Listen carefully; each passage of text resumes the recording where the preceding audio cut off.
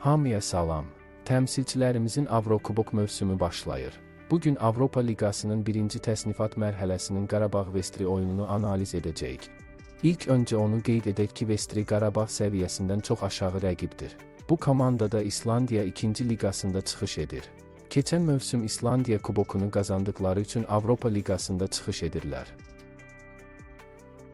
Bu klub 2016-cı ildə yaradılıb. İlk dəfə 2023-cü ildə İslandiyanın əsas liqasına vəsiqə qazanıb. Bu klub haqda məlumat tapmaq biraz çətindir, lakin bacardığımız qədər bu klubu analiz edək.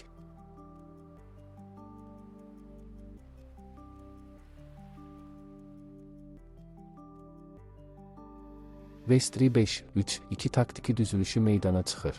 Yəni tam kompakt müdafiə olunurlar. Komanda hücumda daha çox uzun toplara və rəqibin səhvlərinə güvənir. Qarabağ ilə oyunda 5-3-2-nin 6-4-0-a çevrilə biləcəyini istisna etmirik. Gəlin bu komandanın bir neçə oyun epizoduna baxaq. Bu epizodda Vestri Qarabağın ən yaxşı olduğu oyun vəziyyətindən, cinah hücumundan qol buraxır.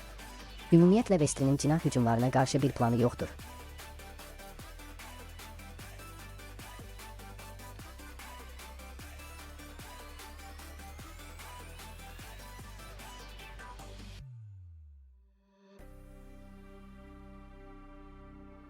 Ümumiyyətlə Vestri bütün oyun vəziyyətlərində zəifdir. Komandamız diqqətli olsa rahat qələbə qazanar. Mənim təxminim 4-0 hesablı qələbədir. Siz də öz fikirlərinizi, iradlarınızı şərhlərdə yazın.